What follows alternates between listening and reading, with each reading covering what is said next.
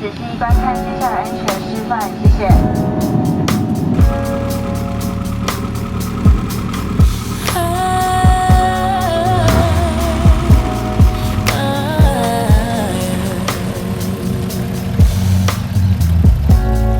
Makeup stained sheets and tear-soaked cheeks, desperate for the dawn to bring back dignity. Time and time again I relapse, but love has never left me. Hi, how are you? So happy to be back. Today we're gonna talk about the Leica D-Lux 8. Very cute camera that we have right here, which I might call it the cute little brother of the Leica Q series. Some people call it the baby Q or the mini Q3, and honestly, I see why. At first glance, it really does look like a shrunken down Q3. The build is strikingly similar, but smaller, lighter, and fitted with a zoom lens instead of Q3's 28mm fixed lens. And under the hood, the D-Lux 8 is powered by a micro four thirds CMOS sensor, giving it impressive image quality for its size. So yes, they do look like family, but they have their own personalities. Let's put them side by side for a moment. You can immediately spot some differences, but there are also clear similarities, especially in their overall design language. So let's dive in and see what the D-Lux 8 really has to offer. Now, the first thing that I notice here is the similarities in the camera body, which is the materials. The material here is called the leatherette covering. The D-Lux 8 is wrapped in Leica's classic leatherette, which creates this friction right here that is really easy to grab on. It is a synthetic material that looks and feels like leather, but is a little softer to the touch. I really like this because it adds grip without needing an extra hand grip accessory. Although you could always add one if you need extra support, so here it is. This is the hand grip. Same texture, the leather texture right here, really good. If you have firm grip, you probably don't need this, but I like to have this for better ergonomics in general. So this is a pretty good accessory for those who have really sweaty palms. It's a practical detail, especially if you've ever held cameras like the Leica TL2, which have smoother metal surfaces that can get slippery if your hands are sweaty. The Q3 uses the same cladding, so if you're from that system, you'll instantly feel familiar. In addition to that, it is also a full metal housing camera, yet remarkably light. The D-Lux 8 is crafted from magnesium die-cast metal, delivering both exceptional strength and a refined premium feel. Yet it tips the scales at only 397 grams. That's crazy light for such a small full metal housing camera. But when you hold it in your hand, it still feels like a premium camera. I would probably call this the perfect travel camera. It's pocketable, sturdy, and easy to carry around all day. It actually reminds me a bit of the old Leica CL, because it's also really light, weighs around 300 something grams, definitely less than 400. But I think the Leica CL is a tiny bit lighter. I think with battery, it weighs around 350 grams, whereas this one, it almost weighs at 400 grams. But this one is updated with a zoom lens and a more modern controls. As you can see, it has so many different controls on just the outside of the camera body. So that's pretty cool. And speaking of that, let's get into the buttons right now. This camera literally has buttons and switches everywhere, and them being actually useful. It has buttons scattered all around front, back, and sides, which is refreshing. I've never seen a camera with this many switches and buttons on. Pretty interesting, I think. It feels like it's designed for quick access rather than many diving. So first, there is the aspect ratio right on top of the lens, and you can toggle between 3x2, 16x9, 1x1, and 4x3. Pretty cool. I usually stick to 3x2, but now I'm experimenting with 1x1 and 16x9, which gives it a really cool look. And since it's so easy to switch back and forth from, which you could just toggle like that, do you hear it? I find myself really liking it on the 1x1, the square one, and 16x9, as it gave me a new perspective on framing, which I find really interesting. Especially 16x9, because that aspect ratio offers that extra punch for that cinema movie look and feel, where it's the most used aspect ratio for films. And I've also noticed when shooting 16x9, it is really great for posting Instagram stories or reels when shot vertically, because that way you get that elongated image. For example, right here is a picture of the streets of Japan shot in this aspect ratio. Next on, there is the autofocus and manual focus switch right at the side of the lens. You can quickly switch between manual focus, autofocus, and macro autofocus. Pretty cool. I usually just leave it on autofocus for this camera, as it is quite easy to use. But I was really curious to see how the macro mode would look, so I tried it on the F1 logo that I recently built. It looks absolutely wonderful, and the minimum focusing distance is about 3 centimeters at 24mm. Next on, we have the shutter button. It's threaded in the center, so you can add any shutter button to your likings. I have both the classic red and the 100th anniversary one, but you can always add anything of your choice. It's not just aesthetic, it makes the shutter feel smoother, especially at slower speeds. But I have a sad story with this particular one, the red one, as it often falls off when I'm not paying attention. And there has been plenty of times where I catch myself picking it up from the floor with this one, and eventually lost it while I was traveling in Japan. It was a sad story. I was really sad, but I've always made sure it's threaded tightly, so I don't know what's up with this one. I still managed to lose it, but that has never happened to me on the 100th anniversary one. So maybe I got a fault one, I'm not really sure. Now let's get back to the camera. The lens. Let's talk about the lens. The lens it uses is a Leica DC Vario Summilux 10.9 to 34mm f1.7 to f2.8 lens, which gives you a 24 to 75mm full frame equivalent. The aperture is adjustable on the lens itself, and zooming feels natural and smooth. One thing I noticed though, this lens produces a subtle purple flare when it catches sunlight.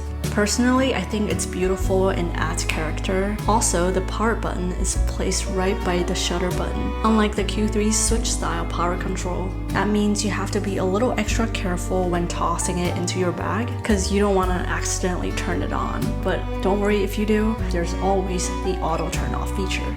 Additionally, the D-Lux 8 uses a micro 4/3 CMOS sensor, which delivers clean, natural colors straight out of the camera. Even unedited JPEGs looking pleasing, classic Leica rendering, but in a compact format. You can also shoot 4K video on this in 24 and 30 frames per second. That can be quite enough for daily vlogging or general video documentations. It also has image stabilization that features visual compensation system for photo and video recordings. I've shot some video clips on my trip to Japan, and I think it actually looks pretty good.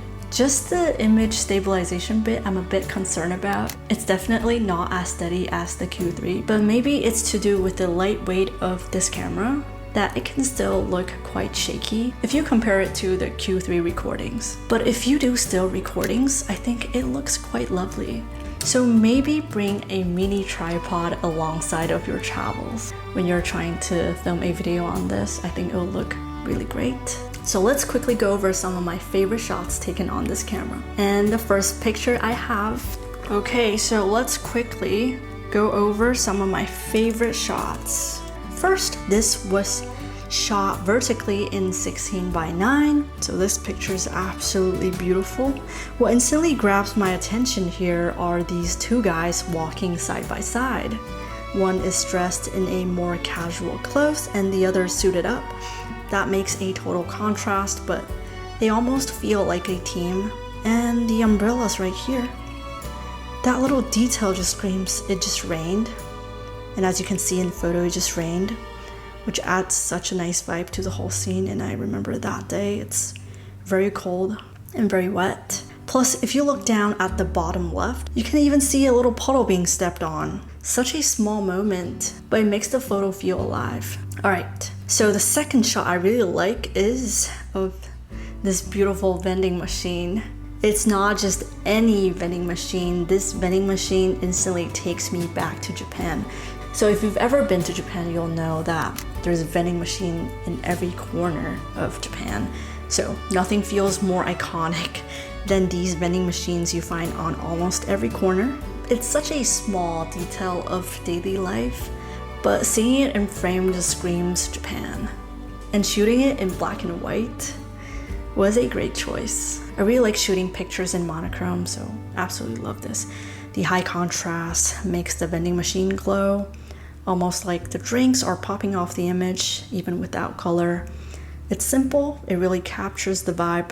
I usually go with the mai cha or the shiliu cha. These are barley tea and blended tea drink, both caffeine-free, really good taste. It's at the bottom right of the image. Okay, on to the next photograph. What stands out to me in this photo is the elegance of how people in Japan dress on a working day. So absolutely beautiful. There's a sense of professionalism in this picture, but it's paired with a refined sense of style. Their outfits just absolutely clean, tidy, sharp, yet undeniably fashionable. It feels very intentional, almost like an expression of cultural pride in always presenting oneself neatly. That's how I feel when I visit Japan, so I think the outfit really speaks of its country. Yeah, this moment on the street captures that spirit beautifully, I think. On to the next photograph. Men with poodle. Wow. Do you see that Rolls Royce right behind the man? It's absolutely beautiful. Is that a Phantom? I have no idea. Okay, so for any petrol head or any car lover, is that a Phantom? Okay, back to the man with poodle. What makes this image so special is the expression on the man's face.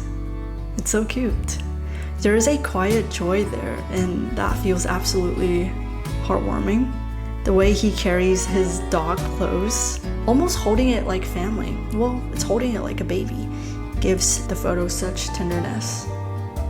It's like a small everyday moment, but it speaks volumes about love and care and companionship. I have a dog, so I know where that love is just bursting whenever you see the dog. But yeah, let me know what you think. I personally love these pictures, and let me know your thoughts. So overall, the Leica D-Lux 8 is a really well-built, lightweight, compact camera. The images are sharp, the colors are beautifully natural, and it carries that unmistakable Leica design language. For someone like me who's already deep into the Q series, it is really refreshing to see such a small camera with this many features, and I think it is quite perfect for a lightweight travel companion. It was such a pleasure using it, and I can absolutely see who Leica designed this for. It's for the people who are just getting back into photography or who want something better than a phone without committing to an expensive system and interchangeable lenses. It's the kind of camera that gives you a taste of the Leica experience, the premium build, the intuitive controls, and the classic rendering without requiring a huge investment. And honestly, that's how people get hooked. You start here, then perhaps one day you're eyeing an M or the Q series.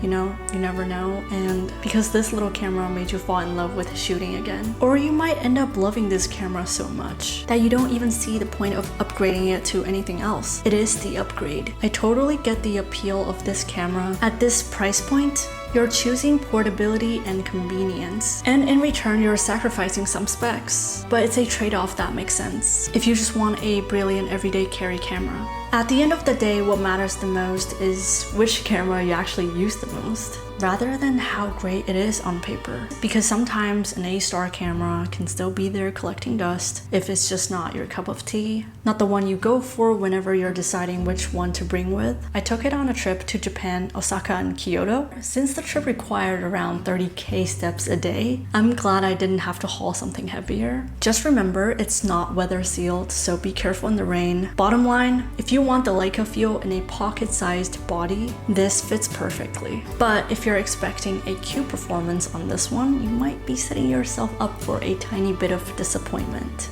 but as a gateway into Leica, it's spot on. But yeah, that's my review of the Leica D-Lux 8. Let me know your thoughts. Is it the perfect travel camera? Or do you think there's a better lightweight option out there? I would love to hear which camera you would bring on your next trip and the reason behind it. But yeah, thank you for watching. Have a great day, and I'll see you in the next video.